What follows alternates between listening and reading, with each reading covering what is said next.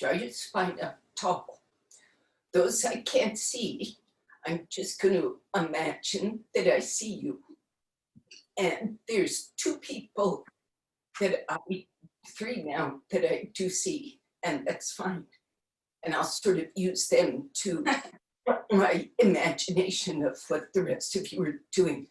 I do not object to you not showing yourself. I understand, actually, that this is some kind of opportunity for you to internalize your practice. So that's good, but keep your ears tuned.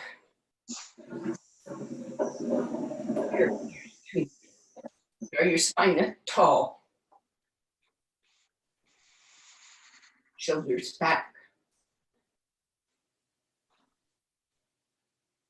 Draw the spine up fully.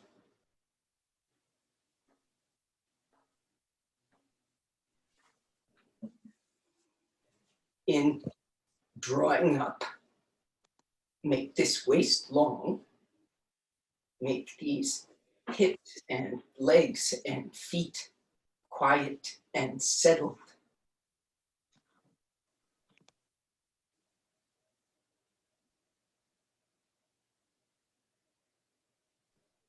Focus on this length right here between the hips and the ribs. As you lengthen up through the ribs, see that this zone doesn't strain. That lift comes from the steady grounding of the hips, back pelvis, front pelvis, sides.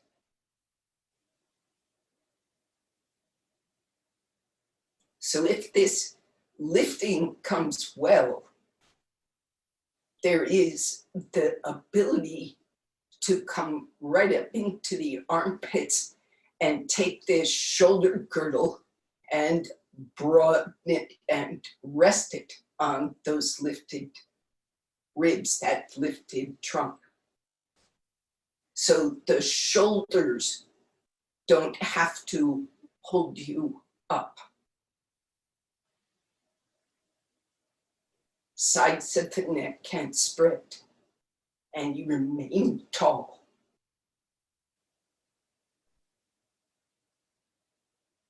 Close your eyes. Join your palms.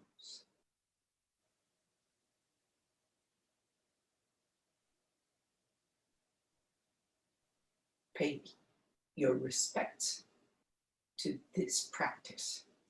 Give your remembrance, as Abhijata says, to that original teacher of this practice,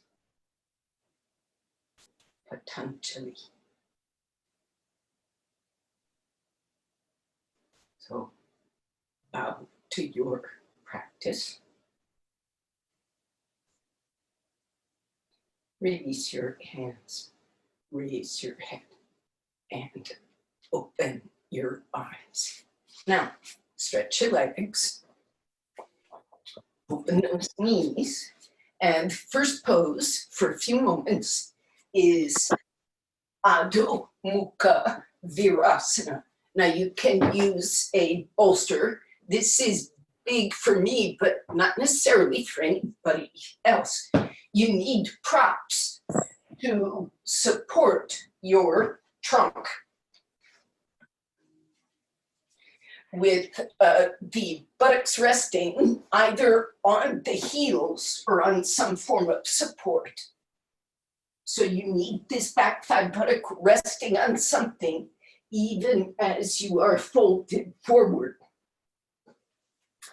And folding forward, your sternum at least should rest on the bolster. So this rib cage and chest, the head can turn to rest the side of the skull on the bolster. Now, some of you, if there is low back trouble, you can bring the bolster in closer so it supports the abdomen as well as the chest. Be there for a few moments. And after that, you need to draw that spine forward. Rest the buttocks backward, thighs backward, hip sockets, groins, pelvic floor backward. Relax the shins. And as the moments pass, you may feel like some space opens up, so you can come up maybe on fingers or elbows, depends on your height, and draw the whole cylinder of the trunk forward, not just your front ribs, but the whole spine. See if you can take some more space. And still let those buttocks hang, drop, thighs rest, groins deepen. Now, maybe like Mary, but certainly Jonathan and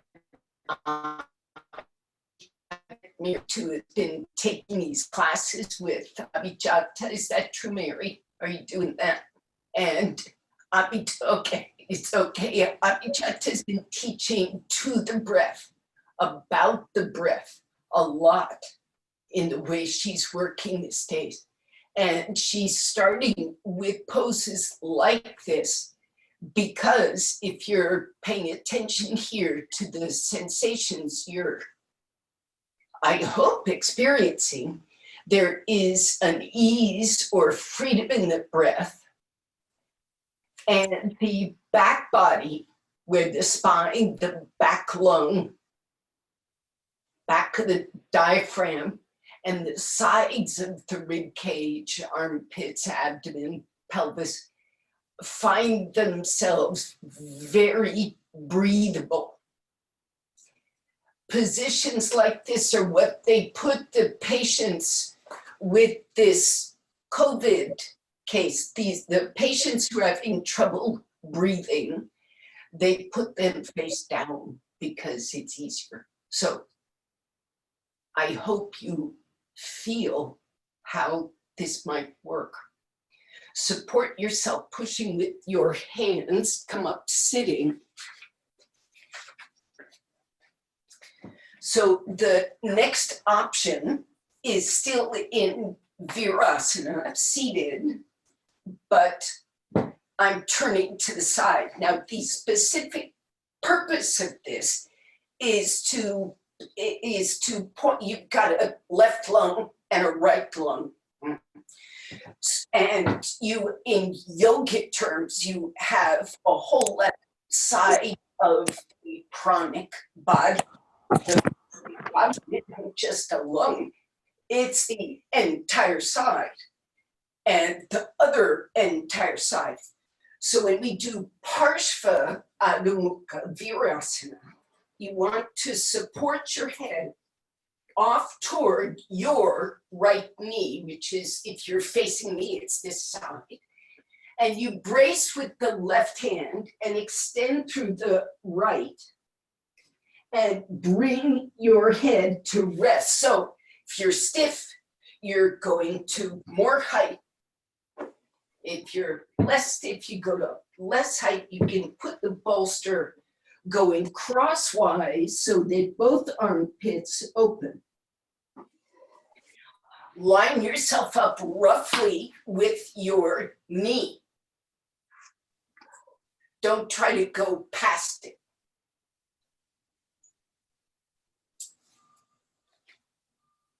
So immediately asymmetries appear, which is normal. Please make sure you're going to your right side, whatever you think I showed, which was mirroring your right side. you go to your right. Now you notice that the left side is much more physically stretched, like the muscles, joints, bones. And on the left side, muscles, joints, bones are a little shorter. And likewise, going deeper, the left lung seems more stretched, left abdomen, left pelvis, and the breath that is available in those compartments is different from the opposite side. So in a way, that's an advantage of this pose. It opens that left side, makes it more accessible. By the same token, don't deliberately, consciously shrink the right side. If you shift your attention, you can do much more to equalize the breath.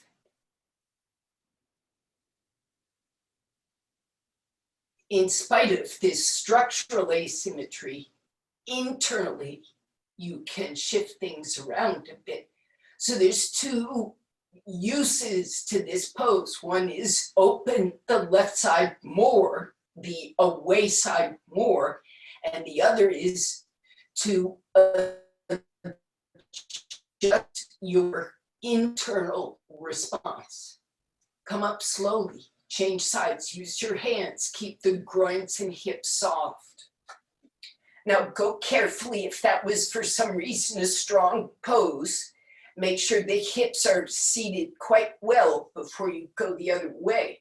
Some people get low back pains. If that's happening, you know, you can support your abdomen with a blanket. You can give some lift there. Whoever you are, support your head. Put bricks or bolsters or even a chair if that height is needed. You want that spine supported at both ends. That way the nervous system can relax. And if the nervous system can relax, the breath can penetrate farther. And if the breath can penetrate farther, the mind and senses can penetrate farther. So this is the usefulness of props. They allow the breath and mind to penetrate farther. Come up slowly. Sit in the middle for a second, and then you want to come out safely, stretching your knees. You've been there for a while, so you can just turn your toes under and lift your hips in. You know, it looks like not quite a dog pose, not quite Uttanasana. Just stretch your legs. Then you need what is really nice. You can come out. That was just a little recovery pose for the knees. We're going to get to dog pose, but we're somewhere else first. You need either like a little table behind you. You're going to sit. And you need a surface. It could be a chair, a table about a chair height is great. So you got a chair, take a chair, put it behind you. Then you've got some blankets you're sitting on. Now I'm going to face this way because it turns my right side to you. And you want to sit in swastikasana, cross legs. I'll face you for a second. You want to sit in swastikasana on enough height that you are comfortable. this blanket, sticky mat doesn't have to be there. It was just there, so I kept it. Now, if there is a chair or a platform behind you, it's far enough away. Do you see this chair? There's a space between me and it. So between me and the one behind me, there's also a space. So I can't lean on that chair. That chair is way back. It's a wide, see it, wide. Okay, so you sit right leg first, left leg second, swastikasana. And you sit up straight. Just watch me for 1 second. You make an effort to keep this spine vertical, front to back, as well as side to side. Not so easy, at least one of those dimensions. And coming up tall, that backhand goes far behind you. So you need to be able to bend your elbow, but still reach out. Right? Seated, Parshva Swastikasana. Come, let's do this. Sit cross-legged, hips grounded. Now you turn slowly. Come up tall first. Pull up from the pelvis, sitting the thighs down thoroughly. Don't believe that you're done pulling up after the first successful draw. Pause for a bit. Study the penetration of the breath and pull up taller. And then see if more twist can come. Now the arms are working. Shoulder blades working. The breath should not be hardening, not be working. The breath is just exploring. The breath is moving through this space. And you can feel one side breathes and responds to the breath differently than the other side. Come out slowly. Stay tall. Stay especially tall between the hips and the ribs. Keep this height. Keep this height as you come around. Sit tall. I'm just going to change my position so I can watch better. Now you begin turning the other way. Stay tall. And change legs? Not yet, no.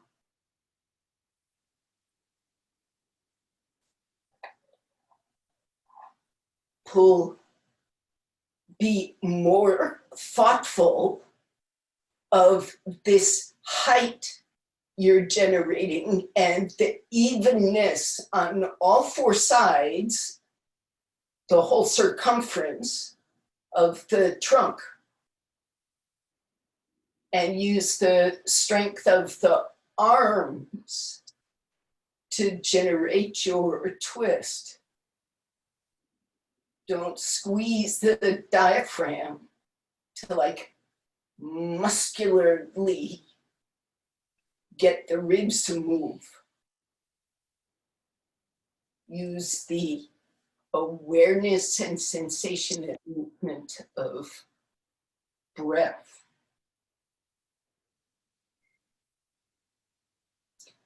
Come back out. Now stretch your legs straight and be there for a few moments so the knee joint feels clear. So if you're sitting on a height, don't force the knee to the floor. Don't try to shove that kind of straightness. Instead, just lengthen the leg through the feet. And pay attention to the difference between sensations. Keep the breath, take support with the hands in this Dandasana shape. So again, you take care to remove strain from the breathing, even if the arms and legs have some activity in them. This has been another thing that Abhijata has been speaking of. She says your yoga practice in these times, the times of COVID, should be something like 80% of your capacity physically, 100% of your mind. But don't work to exhaustion, because that's not helpful for the immune system. You want to nourish it. So use the arms and legs, but nourish this freedom of breath. Nourish the air and its movement in your lungs. Change sides. Left leg first, right leg second. Now, when we twist the second time around, look first. When we twist, I didn't say anything about the neck, and consequently, those I see are turning their heads in different directions, which is great. The first thing you do is, you might say, the last thing you do is adjust the neck. The first thing you do is adjust everything beneath that. So that's where we were on side one. So you get around as well as you're going. And I'm going to say, unturn the neck in the twist, like turn away from the twist, and lift your trunk taller, turn the ribs more, and then see if the head will go the other way.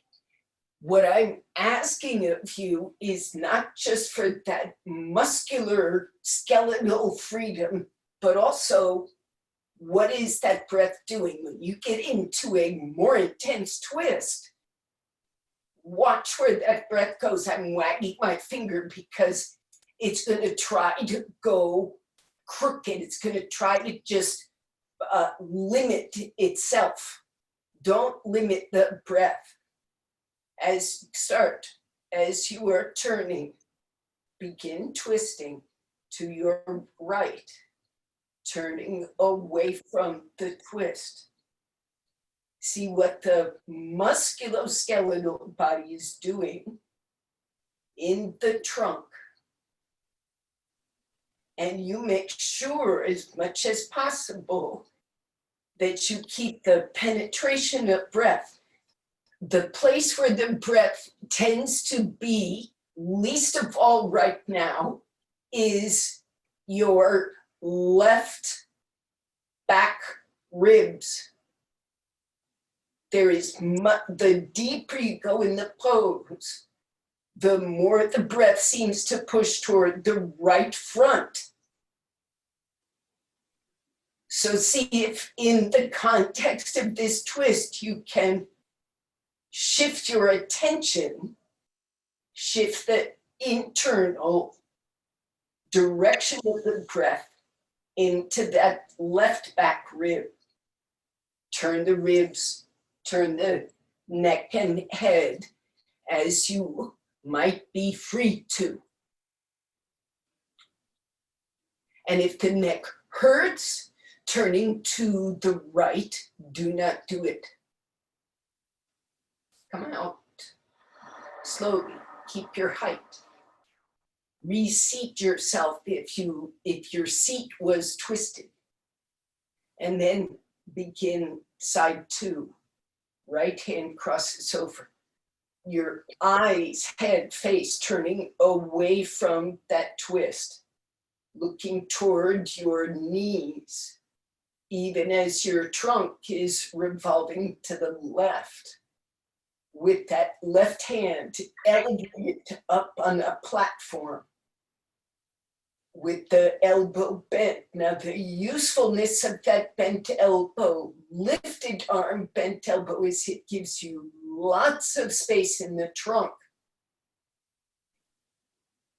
if you were to do this pose more, not that it is a conventional pose, but as you would like Paradvajasana with the wrapping, there would be much more limitation to the access of breath in the trunk. So you come up tall, use the arms and legs, elongate the trunk, revolve as far as you can, lift the trunk farther, and then finish turning the head. Only turn as far as the head, neck, and trunk move freely. Keep spreading the territory of the shoulder girdle and rib cage and waist so the breath can really penetrate. And then release, come out.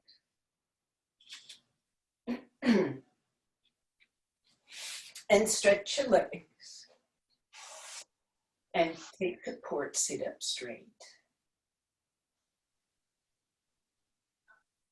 And if you take this Dandasana with the feet together and you work a muscular skeletal Dandasana, there will be a certain effect on the breathing, pelvically, abdominally, in the chest, in the throat, in the head.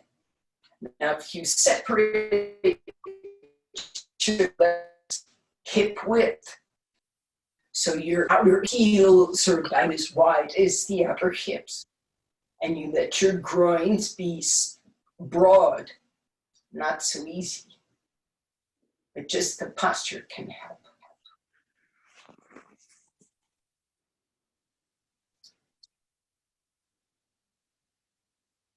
All right, come out and watch. This is,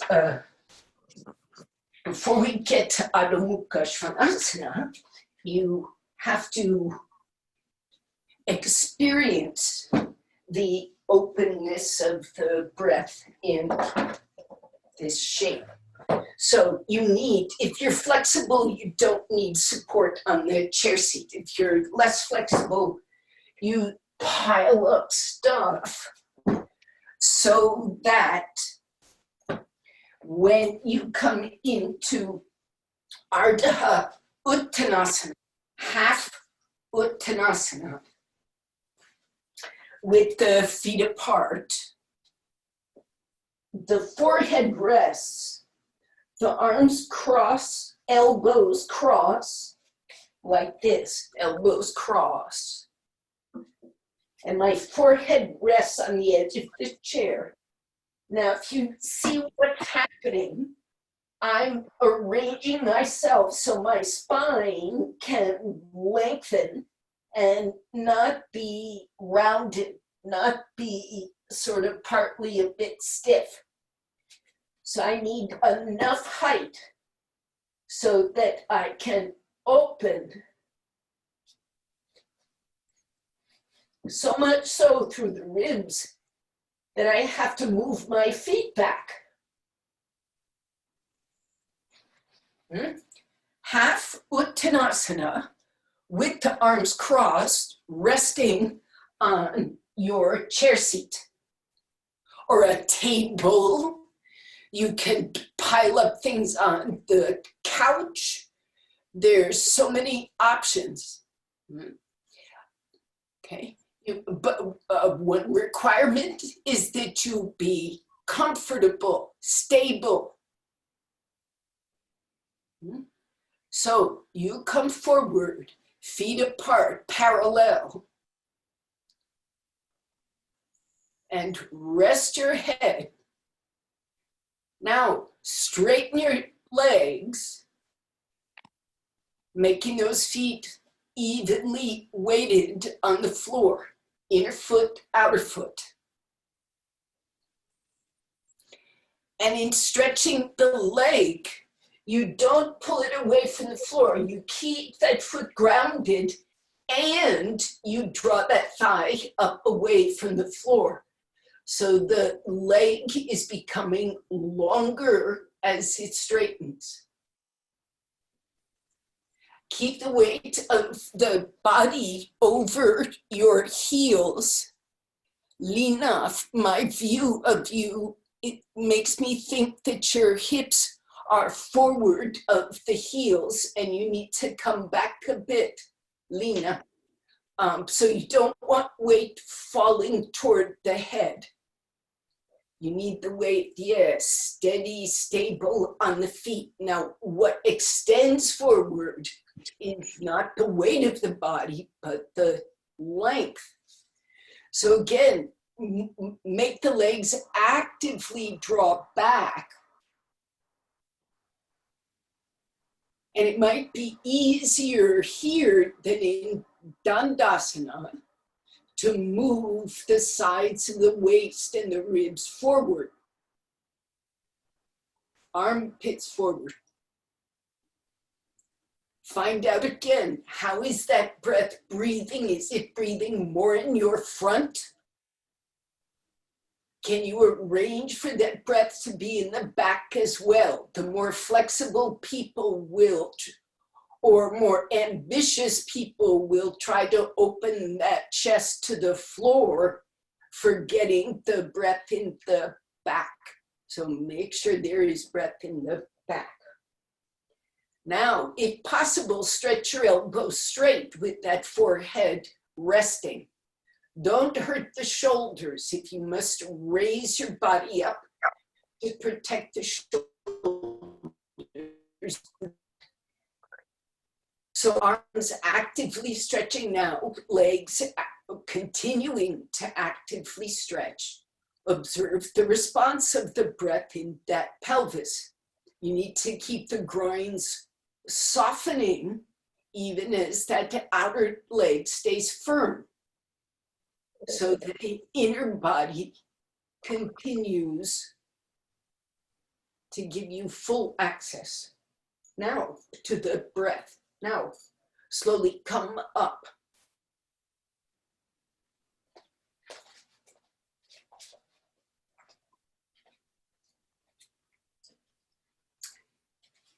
Here is a strap.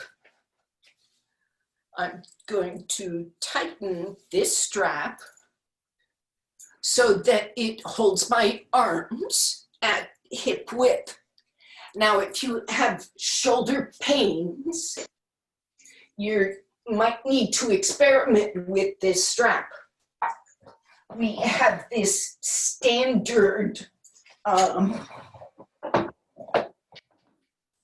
instruction that says make the arms shoulder width, make the arms run parallel at shoulder width.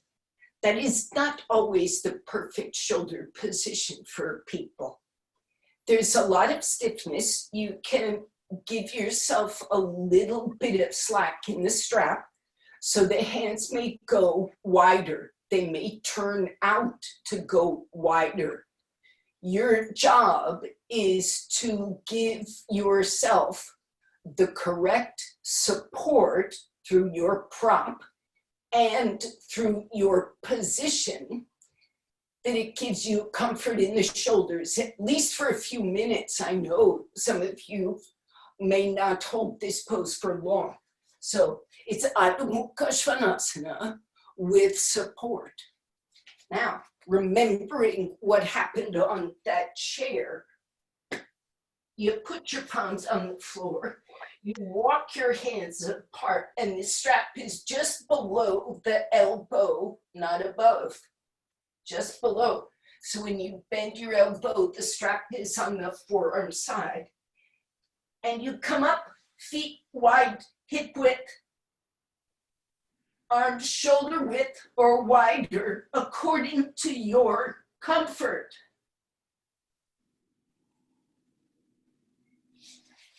Rise up when you're ready, press the palms. And as we've said before, spoken before, use the arms. And once the legs are straight and up there, use the legs. Raise the heels as you may need to lift and stretch that leg right to the hip socket. And you get the outer thigh lifting, and the groin softly lengthening back. So once again, there is breath, not restriction of breath. Press the arms. I am hoping that this strap around the arms gives you the support to roll that triceps inward so the arm bone stays firm in the socket, just like the leg bone firm in its socket. Making it easy for you to push the shoulders back and the ribs back. Get more length in the trunk. And as we spoke earlier, do this in order to make more room for the breath. So if those arms and shoulders are getting tired, you come out, take a break. If it is just that they're losing position, you're gonna notice because the access of the breath will change. The access of the breath and the intelligence. You'll feel like my neck is stuck. Come out, rest.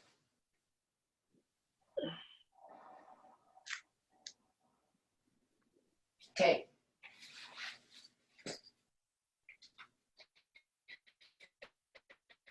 So we're going to use what we have been trying to pick up in the way of actions in a standing pose. And again, since we're doing this, as we say, for the breath, I'm backing up to this wall here so I can use it. This set of bars is not important. You could use a flat wall, and then pulling the camera closer so you might see more. So here's the idea. You're gonna take right foot forward, left foot back. Then you're gonna come forward to your elbows to Parshvottanasana. Now that is a straight spine, Parshvottanasana. So once again, if there is trouble with flexibility, you take more height. So you get your elbows down and you can use this, do you see it, to lever that rib cage forward. So I can give support there. Pressing the thighs back, I give support to lengthening the trunk forward. And from there, this is my right leg, the leg toward the wall. So my left hand is gonna come down, hold the chair, and I'm gonna turn. Now I'm near a wall. So you ignore the bars, just imagine it's a regular wall. And I'm gonna use this arm with the bent elbow. In the same way you use that chair behind you in your seated twist. It's gonna come out the same way, helping you open across that chest. Okay, so Parshvottanasana to Parivrita. It'd be great if you were near a wall. If you do not have that wall, watch how I use the chair. Look, I turn it so that this hand holds the chair seat as I turn. So put the chair back where the wall would be if you do not have a wall, if you're somehow in the middle of the room, which I see somebody is, okay? So please get ready near a wall or just with your chair turned. Chair back on the left side if that's what's happening. Now, be in Parshvottanasana. Are you confused, Beth? I'm going to do with exactly the legs and arms that I'm telling you to do, okay? Right foot forward, left foot back. Two hands go to the chair seat, and then two elbows go to the chair seat. And you spend time here stretching your legs back, thighs back. It's like an asymmetrical dandasana. And press the elbows down and draw the length of the waist and trunk forward. Then you can cross that left elbow to the outer right, or left elbow over the right hand. Re-stretch the legs, re-lengthen the ribs, soften that breath, and turn. Now you could just put your hand on the elbow. Go ahead, put your right hand on your right elbow. Try that, see if it helps. It doesn't. Put your right hand on your hip. That will help, okay? If you are balancing freely, turn the ribs. Understand the breath before you really try to take that arm up tall. Yes, you come out when you have to. There is no obligation to stay. Please come out now, everybody.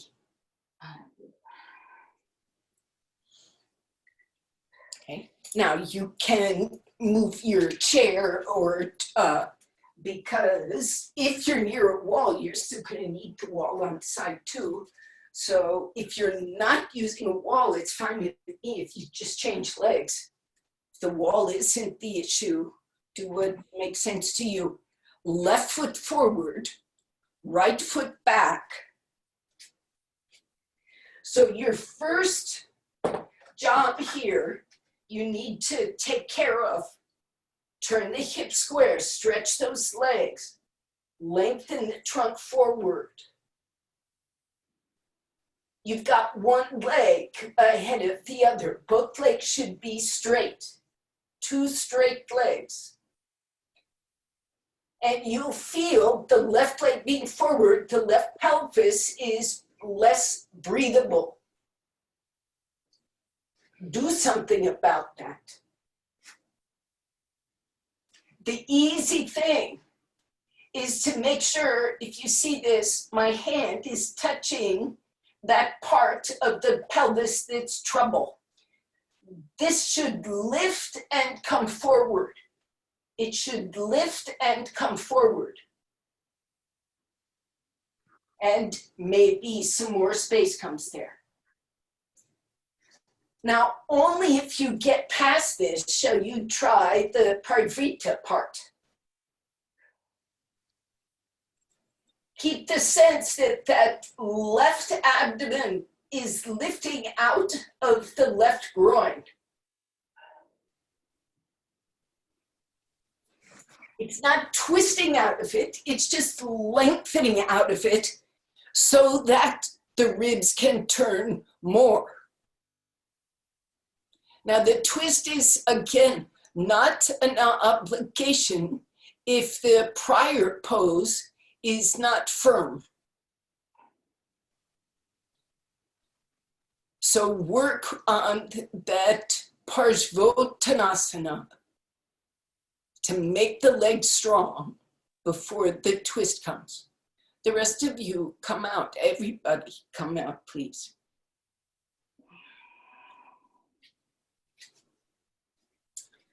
Now we have two choices. Seeing who's in front of me. Two choices. Gonna turn the camera.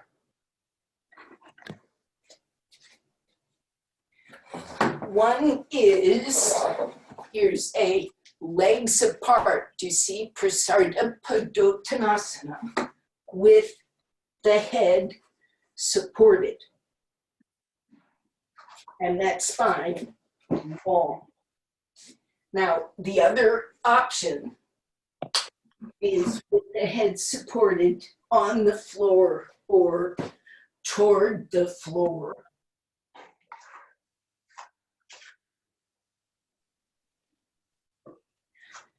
In either case, the legs are straight. In either case, the legs stay vertical. And in either case, even when the head is very down, there should be this sense of length in the abdomen pelvic region, not congestion, no pulling, no gripping, there's extension. So you've got to find the height that permits extension. When Abby had us do this the other day, she took it so far that the flexible people were like this because she was asking for so much extension. So I'm saying allow the extension in your Prasarda Padottanasana, not forced. You see that swoopy position there in my head. You could do that on a bolster if that could actually feel really good. If your head doesn't go to the floor, it might go to a bolster. Prasarda Padottanasana, keep the legs quite strong and vertical. So it's not quite dog pose Prasarda. The elbows are bent, Mary. Yeah. And you wind up on your forehead because the throat opens, the sternum opens, and the ribs and the belly drop. So it's a very weird Prasarda Padottanasana, contrary to normal. The point being to open that anterior body. And you do this for a little bit, and then you're going to get more conventional about the pose and come on to the crown of the head. So there is that roundness that comes in the spine, but watch the reaction of your breath to it. And see if you can let the shape of the pose take the breath to your back and to your sides without clenching the front. Back waist, back pelvis, side waist, groins, feet firm. Don't let the feet go. Don't let the arches go.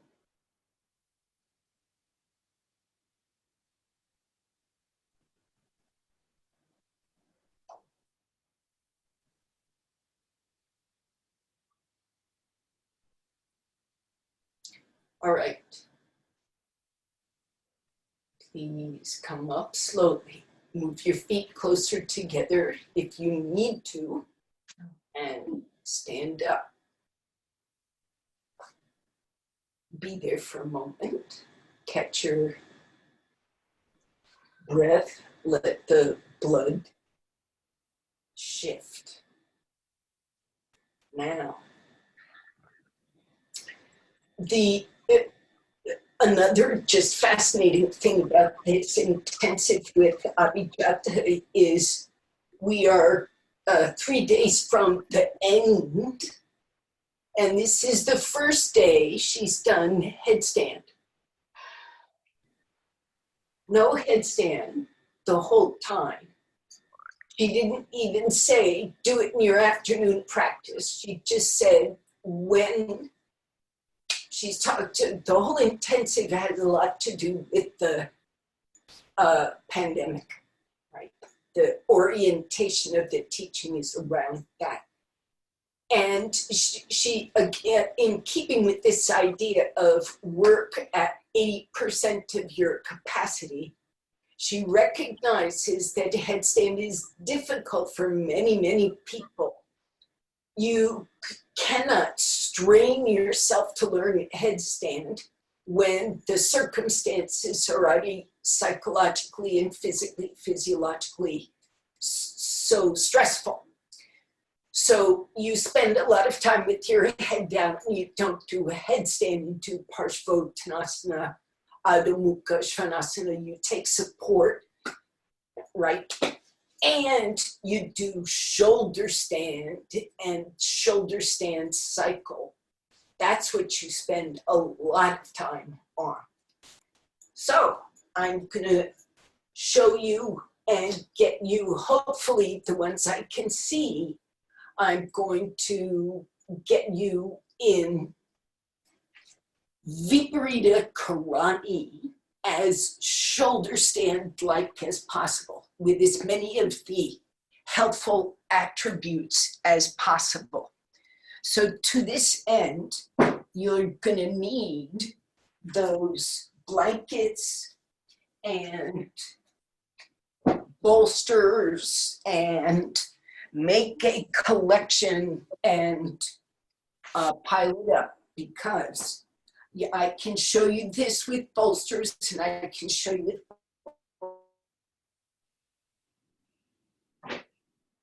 impossible. Blanket Viparita Karani. I'm taking 2, 3 blankets. Here's a typical yoga blanket, hopefully neatly folded. And I fold it in half crosswise, so it's this smallish square. And I stack them up, okay? Look, the other way of folding the blanket is this more oblong shape. That's the not right shape. And if you see it, there's this space between this width and that. You want that width so the extra wide blanket is better. 2 or 3 of these. I like 3. You want height. If you're a good backbender, if you have an open chest, by all means, take 4. And I'm putting a soft thing under my head, soft, thin. Instead of having my head on sticky mat, it's going to be on the floor. So this 4-fold blanket operation can be 100% substituted by a bolster with the brick spacer behind it. You see, it takes up the same amount of space. A brick and a bolster, and depending on the thickness of your bolster, you may want to add a little more height to it. Do you get the picture? Will you try to build something that looks like this with a brick spacer behind it at a wall? You can also put this up against, if you see me on the other side, imagine this is my couch in my living room. So I put my pile of blankets right in front of the edge of the couch, okay? So here's I'm going to show you imagining this is a couch. Okay. Yeah, you can see. So I sit on this blanket, and then you see how I kind of put my spine down on it. And then I turn and I let my shoulders down onto the floor. This is too close to my couch. And I can't move my couch away. This should have been a few inches further out. But you see the idea, I just rest my legs on the couch and my chest is well supported. This blanket should be under your rib cage.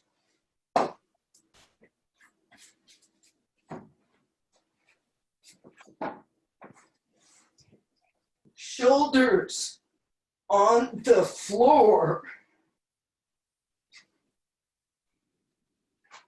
And from the rib cage, right here, to the hips, you're supported by this blanket or bolster.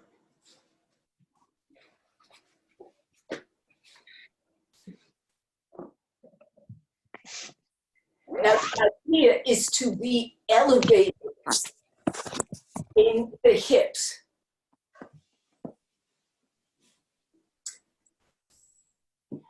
The idea is that the body becomes a terrace kind of structure.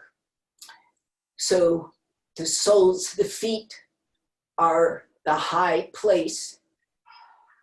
The pelvis and abdomen right to the rib cage are the second level, and the throat is the third. The throat and the back of the skull. Not the front lobes, but the throat and the back of the skull are the third, the base level. So those three levels should be level.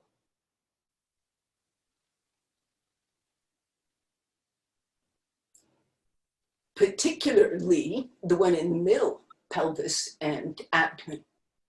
That's why I spend so much time discussing the shape and width of these props. Hopefully, you are comfortable. You will not have proper access to the breath unless the body and the mind are comfy.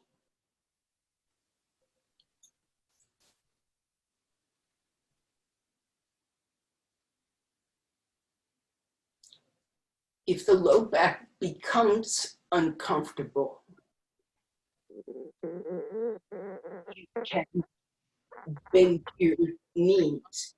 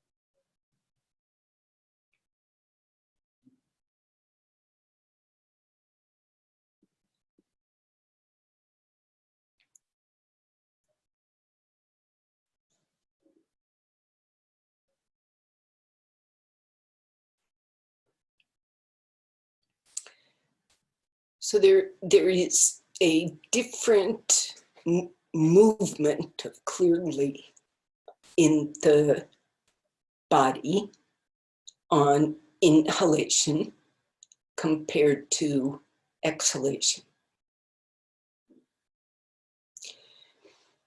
What we try to cultivate in this Viparita Karani is the expansion of the rib cage. So hopefully, first of all, your comfort in this pose includes being broad across the back ribs, not feeling squinched or tight, lumbars, back ribs, back of the skull, back of the neck, none of that, all soft and open. So then,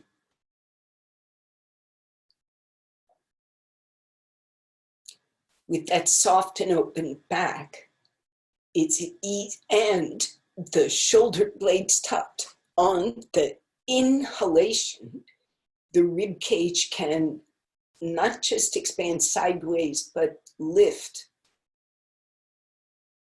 as if a bit toward the ceiling. So at least that rim of the rib cage where the diaphragm is gets expanded. And partly it's expanded by means of that prop support, which hopefully is touching that diaphragm zone and lifting it. Allow the position to expand the diaphragm.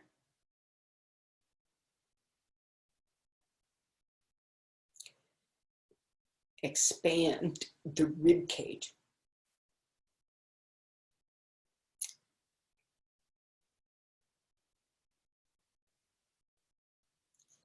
If that rib cage can start expanding and that diaphragm lifts and those shoulder blades tuck, if you really get that adjustment there, it makes it easier to become tranquil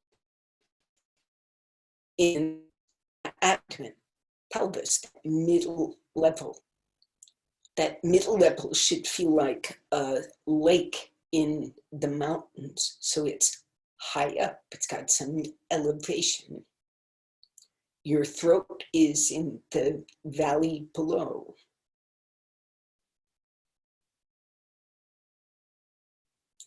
And because of the openness of the chest, when you exhale, everything is still. And when you inhale, some of that water in the lake can flow, a small amount can flow into the pit of the throat, where there's another little deep and quiet pool.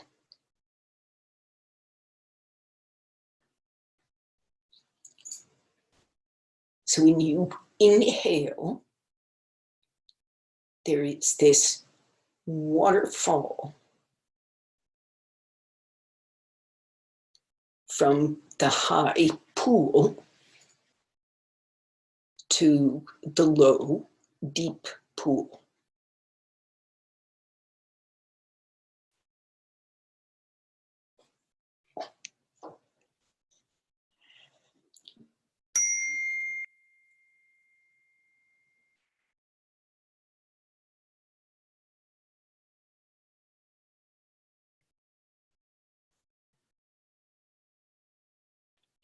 So again, if you need to come out, let the knees bend.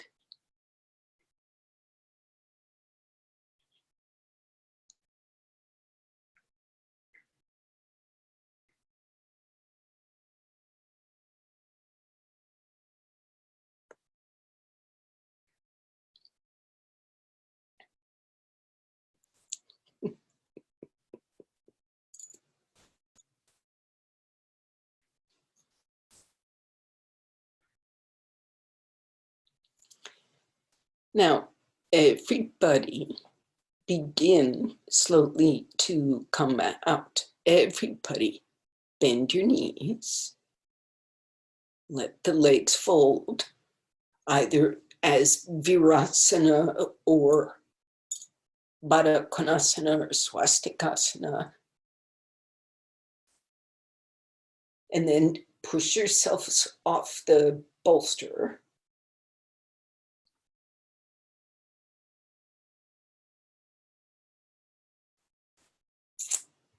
Now, according to your sensations, you're gonna, oh, I have a, Mary, I have one, I have two also.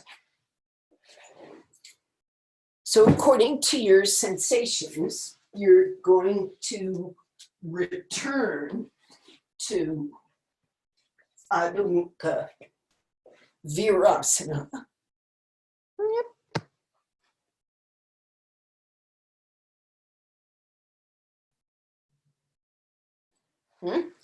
Or you will take Shavasana. Take Shavasana with the chest elevated, not a lot, just a little. Okay. So in other words, there's two options here. One is you go back to the forward bend, very easy breathing, very easy spine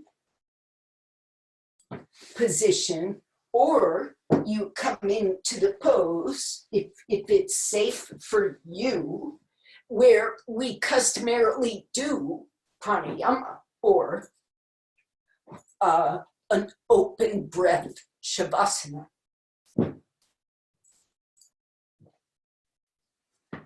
So you either lie face down, Adho Mukha Virasana, or a pranayama shavasana. Either must be comfortable. And we have about 8 minutes left, so it is fine with me if you do some of both.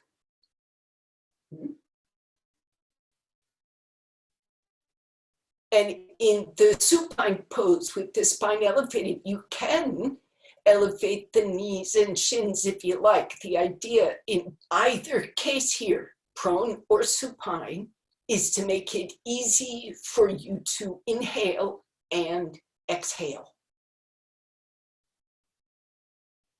thoroughly.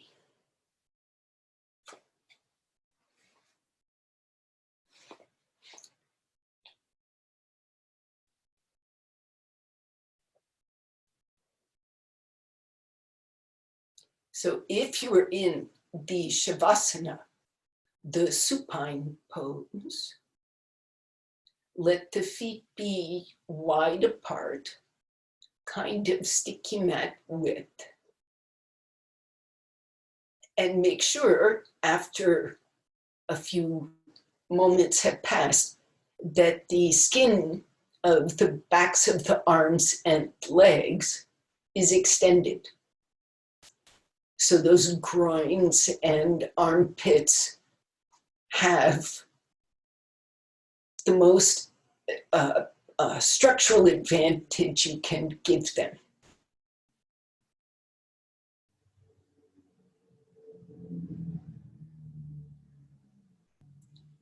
If your head is turned in Adho Mukha Virasana, be sure that you turn it to the other side before any stiffness comes.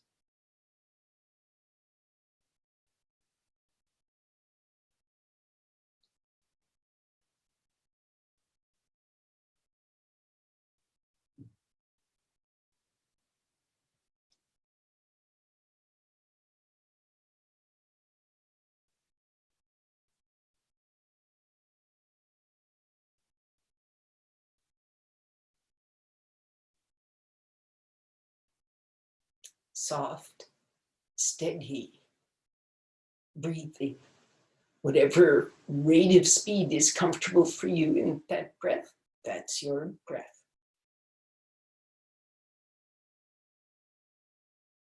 Release every impediment, every tension that stops the breath from entering this place or that place. Soften the face. It's time now for Adho Mukha Virasana people to come up and lie flat. Take either supported or unsupported, but whatever you do, don't let that chest stop. Don't let that chest get heavy.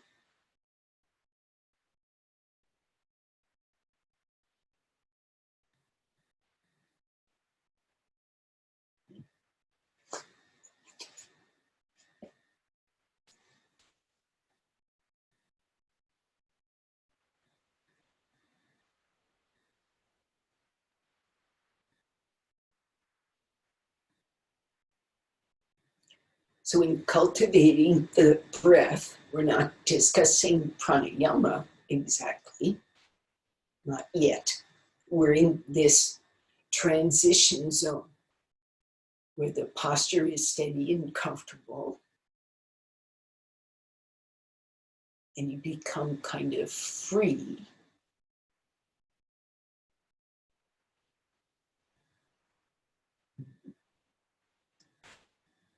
You're in a position of equilibrium in your own skin. So if you're in this state of equilibrium in your own skin, the breath naturally can penetrate farther. The mind can penetrate farther with that breath. Doesn't have to be any special acrobatic breath. The breath itself is connected.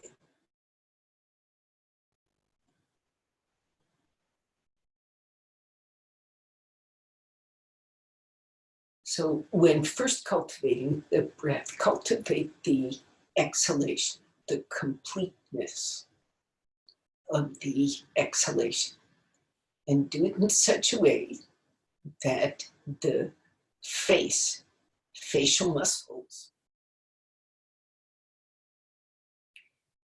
the deepest part of those facial muscles can stay soft and inert.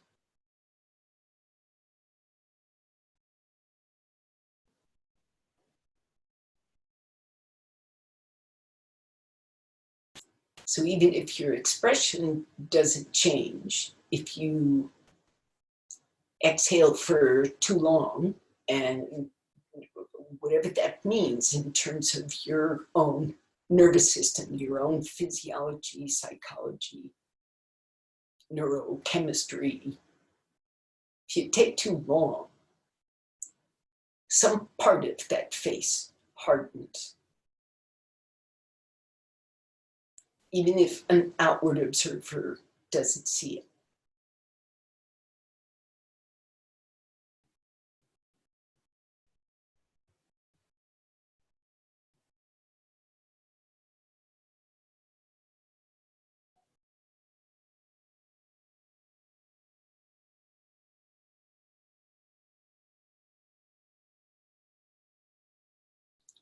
That pool at the base of the throat and the pool in the abdomen are still there.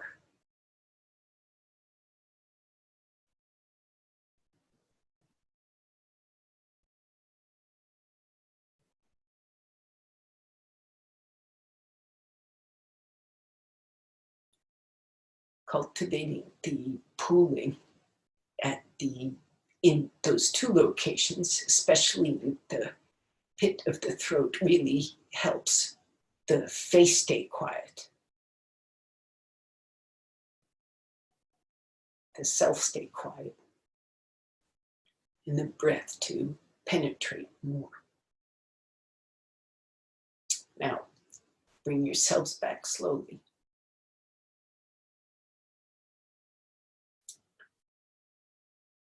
Very slowly. We are technically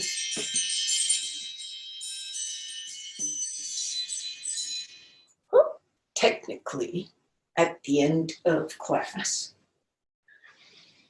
I'm going to stick around for a little while, but you can come up as you wish, or you can stay.